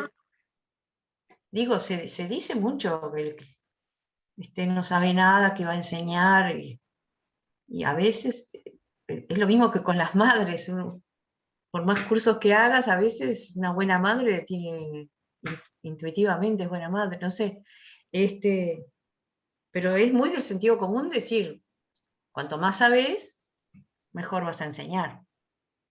Yo lo pondría en duda eso. No, pero digo en el sentido común popular, está establecido, ¿no? Ujú. Si yo voy y les hablo en chino a los estudiantes y me quedo en mi rollo de investigador acá arriba, y puede ser que no entienda nada en la clase, yo qué sé, no sé. Pasa mucho a veces en la enseñanza técnica, por ejemplo, que hay ingenieros dando clases que saben un montón. Por ejemplo, nos pasa con la parte eléctrica, pero los chiquilines no entienden nada. Y el tipo es imponente lo que sabe. Pero el tema es cómo llegar a los estudiantes. Es eso lo que no se logra muchas veces. A mí me ha pasado de ir a clases, por ejemplo, hice una carrera de informática, de ir a clase con ingenieros informáticos y me doy cuenta que saben. Ahora yo no logro entender, no logro comprender lo que ellos me quieren enseñar. Y ahí está la experticia, ¿no? El tipo tiene una experticia impresionante, pero yo no logro entender qué es lo que él quiere que yo aprenda.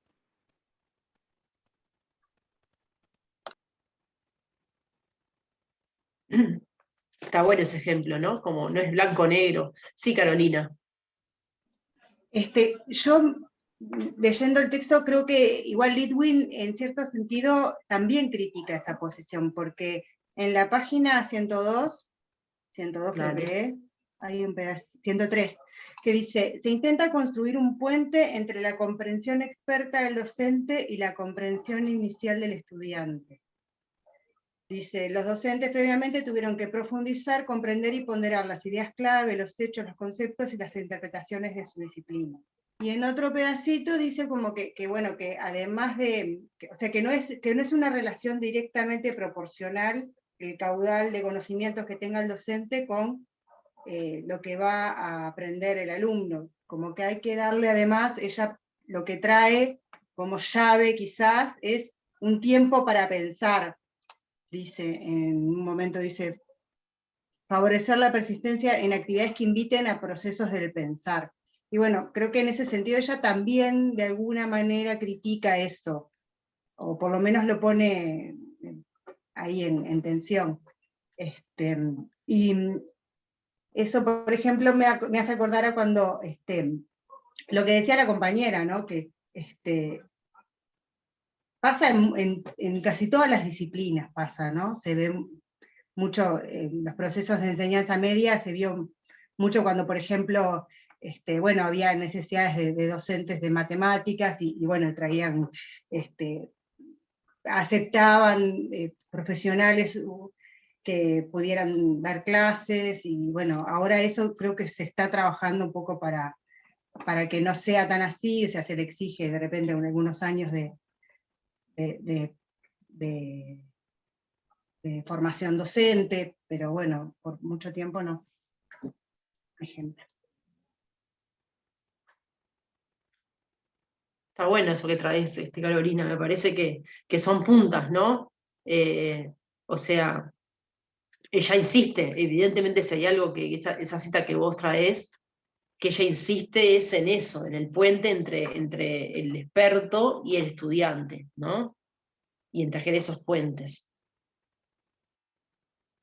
O sea, mi pregunta es que a veces en esa intención de ella, a veces que se va demasiado en definir eso, lo bueno y lo malo, los malos procesos de comprensión, a veces yo creo que el riesgo ahí está en esos bordes que ella establece, que a veces me parece que ahí es donde, en no mostrarlo más como en complejo y en definitiva no marcar esa cosa tan clara entre lo bueno y lo malo. Me parece que ahí es donde ella la debilidad mayor.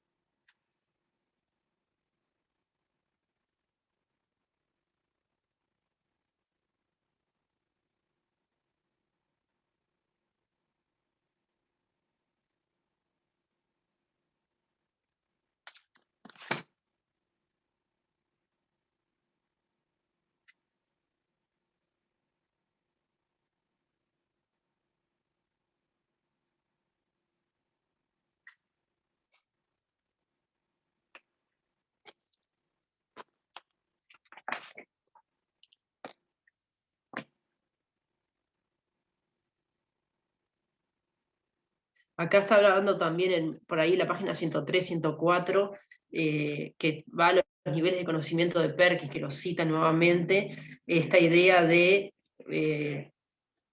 la cuestión de siempre vincularlo con el área de experticia o las referencias al oficio llaman, ¿no?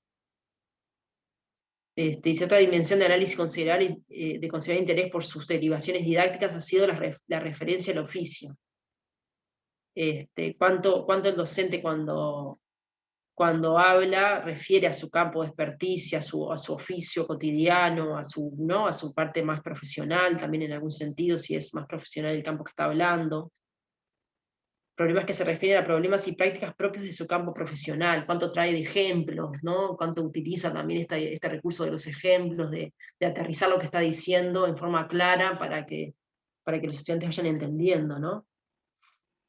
Entonces acá como síntesis dice, al final de la página 103 dice, podríamos sostener que la importancia de analizar las referencias al oficio se fundamenta en su potencialidad para cortar transversalmente los niveles de conocimiento propios de la enseñanza de las disciplinas, las áreas, las especialidades o los problemas, tal como se conforman en los currículos que ordenan y clasifican la enseñanza en la universidad. El estructural conceptual, el de resolución de problemas, el epistémico y el de indagación. Bueno, y ahí dice dónde lo sacó en la nota al pie, ¿no?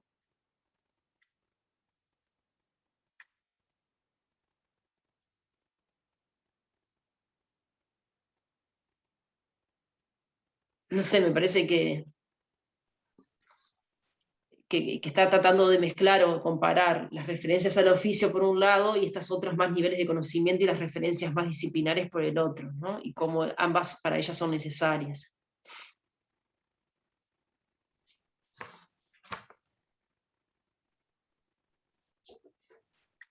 ¿Qué son eso que dice de los currículos? El estructural conceptual, el de resolución de problemas. ¿Dónde estás leyendo? En la 104, lo que acabas de leer. Porque son las clasificaciones de los 4 niveles para Perkins de conocimiento. Que el docente tiene que manejar cuando enseña, ¿no? En la universidad, para la universidad además. Encima es Perkins pensando en la enseñanza universitaria. Un nivel más conceptual, otro de resolución de problemas, otro epistemológico y otro de indagación. Habría que ver ahí, ir a Perkins y leer qué es eso bien, ¿no? O ampliar.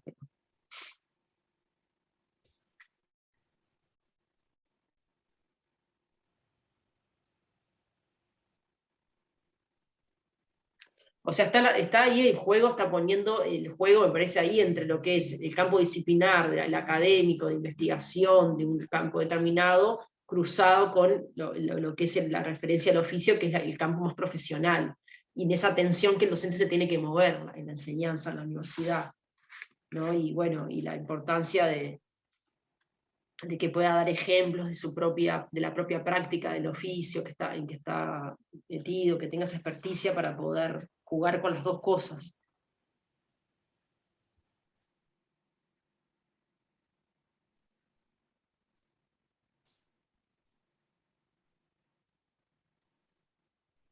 Después vuelve ahí en la página 104, vuelve con el papel de la pregunta y la importancia de que los problemas sean de verdad y las preguntas sean verdaderas y no de juguete. Vuelve a retomar lo que ya habíamos leído en el texto. Dice, al analizar las prácticas de enseñanza, otro de los problemas que distinguimos con frecuencia es el carácter no auténtico del discurso pedagógico. La ficción se observa en dos aspectos. Por una parte, en que las preguntas que formula el profesor no son tales, en tanto solo las plantea porque conoce las respuestas. Y en que los problemas por resolver que plantea pueden considerarse como problemas de juguete. Esta última analogía se refiere al perfil de los problemas que, si bien en apariencia guardan relación de semejanza con problemas reales, no presentan ni la complejidad ni el juego de variables o determinaciones que pertenecen al mundo de la vida real.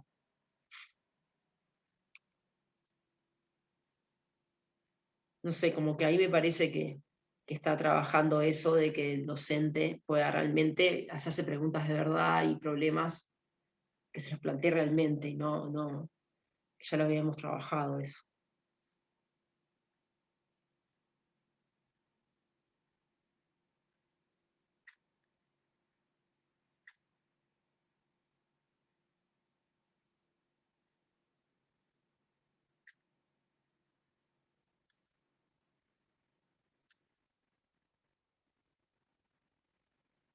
Después, bueno, se va el tema de los procesos de negociación en el aula.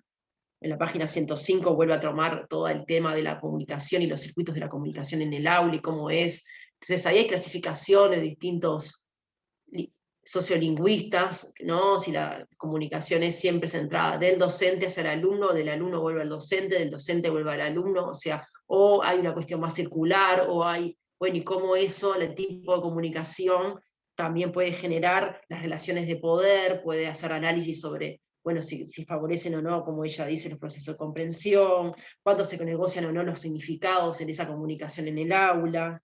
Son todos estudios que van por ese lado, ¿no? En el marco de una teoría de la acción comunicativa que analice críticamente la función lingüística en el aula, habla de eso, ¿no?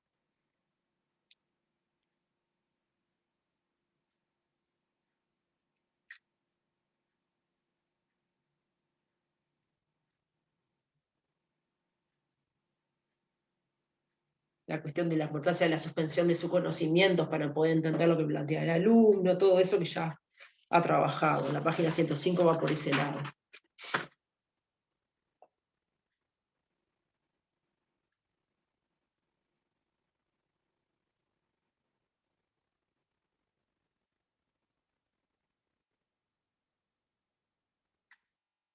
Bueno, insiste en esta idea, ¿no? De cuando uno más suspende para escuchar al alumno, es cuando mejor bueno, logra favorecer los procesos de construcción por parte del alumno, ¿no? El proceso de construcción del conocimiento. Y ahí Johann, ahora te dije bien, Johann Vado.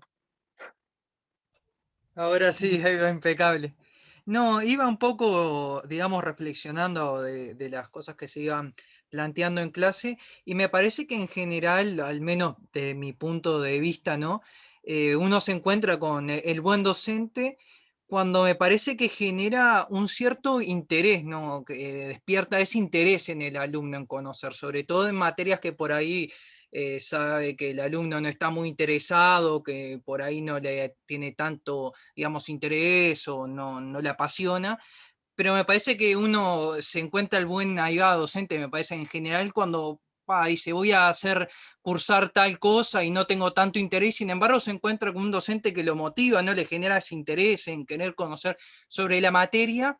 Y después el segundo aspecto que me parece que tiene que tener es el bajar por ahí un conocimiento que es complejo a una forma más dinámica, práctica y que sea entendible, ¿no? Porque por ahí puede ser una persona que sepa demasiado, que tenga un conocimiento amplio, pero sin embargo lo hace, digamos, una forma tan cerrada o que por ahí no se entiende, que no genera esa forma sencilla de explicarlo y que termina perdiendo el interés en el alumno. Sobre todo lo veo en la parte más técnica y en la educación media, ¿no? Donde por ahí, como plantean algunos compañeros, una persona, un docente, ¿no? Con tanto conocimiento, pero no lo baja a tierra, y entonces, claro, una persona se termina aburriendo y no le llega el concepto. Entonces yo lo veo de esos dos puntos, ¿no? El interés que sepa despertar el docente y después cómo lo baja una forma sencilla, práctica, para que, digamos, sobre todo en edades más chicas, como puede ser en la educación media, el estudiantado no lo capte.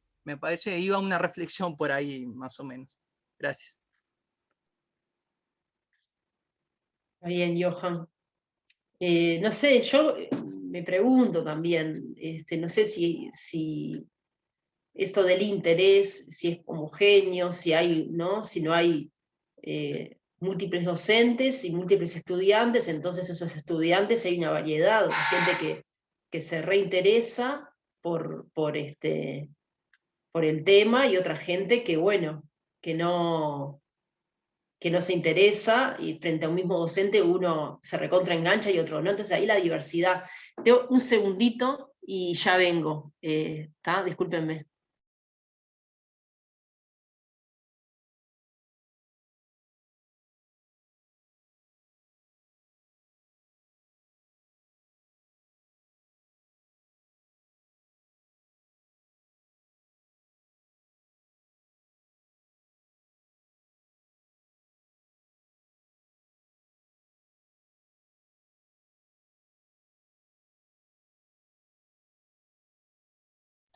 Felipe, hoy, Felipe, ¿me oís? Estoy. Hola. Hola, hola, ¿cómo Hoy andas? ¿cómo andas? ¿Vamos a trabajar el otro texto de Paola o solo Litwin? ¿No sabes?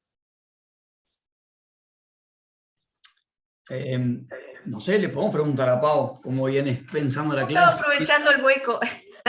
Pienso que en verdad, bueno, el texto de Paola más que nada sintetiza un poco las reflexiones sobre Litwin que estamos conversando. Tal vez que no tiene, digamos, si bien quieren como recuperar tal vez algún fragmento, bueno, creo que es más rico Pero te escuchar lo a pregunto a Paola ti entonces. analizando en Sí, sí, vivo sí. que leer un análisis que hizo No, hace muchos años, ¿no? yo quería hacerte una pregunta que me parece que tú la tenés.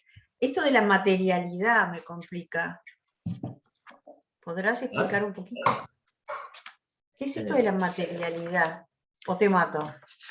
En referencia a qué, Fabiana, a lo que trae Paola en el texto o a Litwin. Sí, Que Litwin no recuerdo que use mucho ese término. no lo usa, pero lo dice, bueno, Beares o... Bueno, ¿querés leer ahí? Hay una materialidad, la instancia de enseñar y aprender es una materialidad. Bien. ¿Qué pregunta? Capaz que es muy Mínimamente, no. complicada. Porque aparte Sí. después, si te digo que es muy complejo, vas a decir que es una mala configuración didáctica mía. Es Entonces, muy complejo, no es para hoy. me vas a puntuar mal después en la encuesta. No, Pero a ver, ojo, porque si lo simplificás demasiado también es una mala configuración también está didáctica. mal, ¿eh? Bueno, ahí justo llegó Pau, pero bueno, ¿qué interpreto yo por eso? Bueno, hay como distintas maneras de abordar ese objeto enseñanza, ¿sí? De alguna manera, desde cierta, ¿no? Posición más materialista, por así decirlo, ¿no? Desde donde paran Beares para hacer ese análisis, supone cierta dimensión real de lo que sucede en el espacio del aula, que de alguna manera ninguna representación puede, ¿no? Capturar en su totalidad. ¿Sí? Hay una dimensión real de lo que sucede en el espacio de enseñanza, que de alguna manera ni a nivel de aproximaciones teóricas, ni tampoco a nivel de determinaciones más, por ejemplo, de planeamiento o de todo este aparato, ¿no? de configurar elementos para dar respuestas a cómo hacer para enseñar, de alguna manera, ¿sí? No capturan, digamos, en su totalidad, digamos, ese fenómeno. Siempre hay elementos de lo que bueno, sucede en las instancias de enseñanza, que es del orden de la instancia, de lo singular, ¿sí? Hay una dimensión de una materialidad, por así decirlo, de eso que sucede, que nada, ¿no?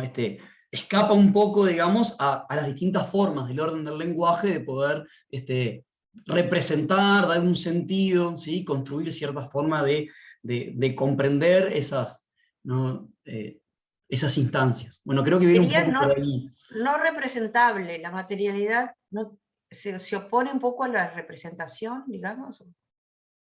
Bueno, Bueno, dejémoslo en no sé suspenso. si se opone, supone al menos una forma de entender la representación, ¿sí? O de que en algún, ¿no? En algún sentido discurrimos en un plano de representaciones donde, ¿no? Lo real está allí y no es posible, digamos, de representar en su totalidad. No es que niega la representación, una posición, ¿no? Más materialista, sino que, por el contrario, ¿no? En todo caso, incorpora esa tensión entre el objeto real y, ¿no? La representación, las distintas formas de configurar ese objeto en un objeto de conocimiento o, ¿no? en distintas formas de acceder, representar, ¿sí? ese objeto. Bárbaro, O gracias. capaz que hacerle la misma pregunta a Paola, que seguro que te lo puedes. No quería Ser cortar mejor. la línea, aprovecha. No, ya más o menos lo entendí. No, Paola, que yo decía de tu artículo que la parte de la materialidad que me complica siempre que aparece la palabra, pero ya está explicada. Es algo que a mí me persiguió y me sigue persiguiendo, o sea, no es algo que lo terminé de entender completamente, no te creas, es algo que siempre me ha preocupado y bordeo esa idea, pero no sé si logro entenderla del todo tampoco, es complejo, así que no te preocupes que también estoy en ese camino.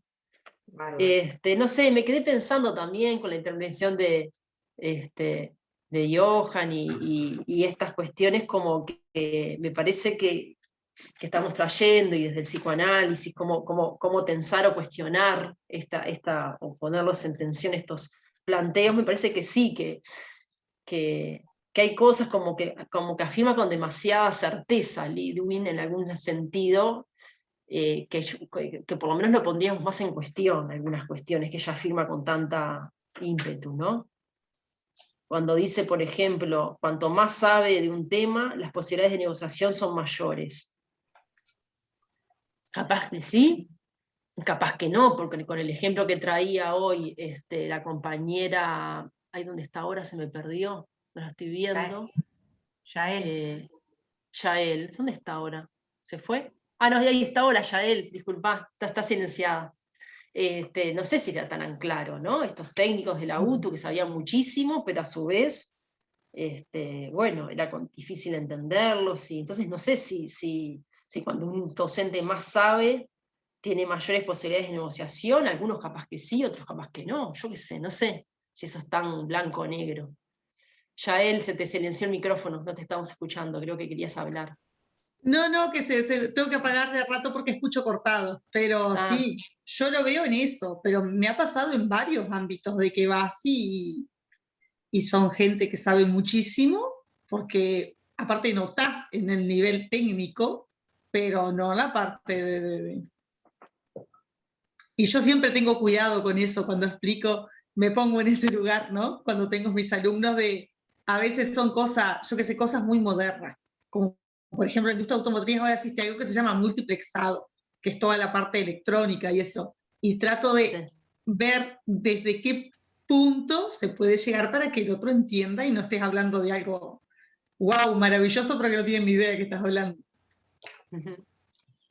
Eso siempre me parece que siempre está, es como decía Comé, también creo que fue Carolina, que pasa en todos los ámbitos.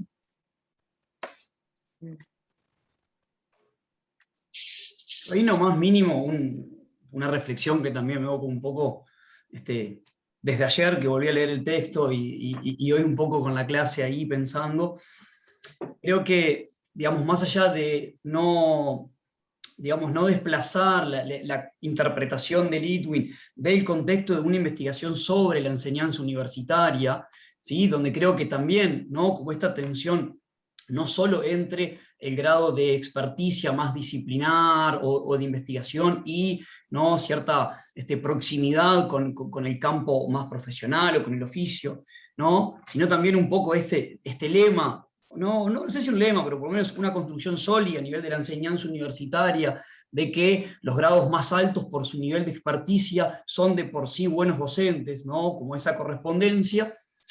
Creo que a mí por lo menos me pasa que entre esta parte más teórica, metodológica de Litwin, ¿sí?, que en el artículo que leímos era como mucho más claro, que tiende a veces a una cierta esencialización, ¿no?, de lo que es la buena enseñanza, y después el análisis más concreto que hace de las configuraciones didácticas, yo creo que ahí hay un salto cualitativo, y creo que, digamos, ese trabajo más de análisis aporta a complejizar el asunto, ¿no?, porque de hecho, digamos, reconoce múltiples configuraciones didácticas que, digamos, pueden, ¿no?, si bien habla de favorecer procesos de comprensión, bueno, se centra, digamos, en analizar las estrategias docentes, la forma en que los docentes también visualizan esas estrategias, la proximidad que toman con el tema específico de cada clase, ¿no? Y reconoce, bueno, que no son modelos, que las categorías no agotan tampoco esas buenas prácticas, que de alguna manera, digamos, por más de que estén en un formato de masividad, de ciertas clases expositivas, que tal vez, ¿no?, desde cierta lógica más como tradicional podríamos decir, bueno, ahí no hay espacio para la reflexión, o no hay espacio para, bueno,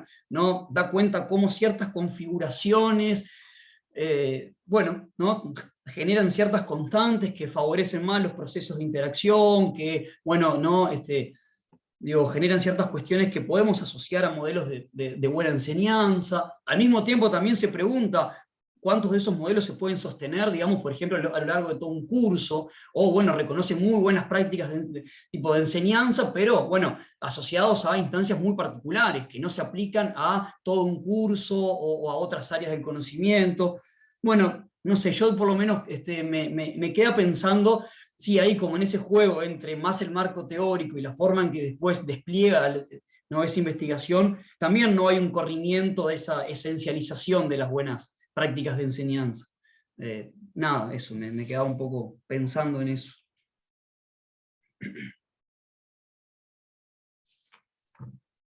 Para mí era interesante esto que traes, Felipe, porque me parece que es eso, o sea, me parece que como toda producción humana está atravesada por ambigüedades también el propio texto. Y bueno, en eso que vos traés me parece que es una muestra de eso, como bueno, en algún momento, en esta parte más teórica, es un poco más dicotómica y muestra algunas cuestiones más esencialistas, y bueno, y después con el análisis de los casos es mucho más rico, ¿no? En el sentido que, bueno, ahí sí diversifica o pluraliza un poco más, sale un poco más de estas cuestiones, ¿no? No sé, como que está bueno también poder ver eso.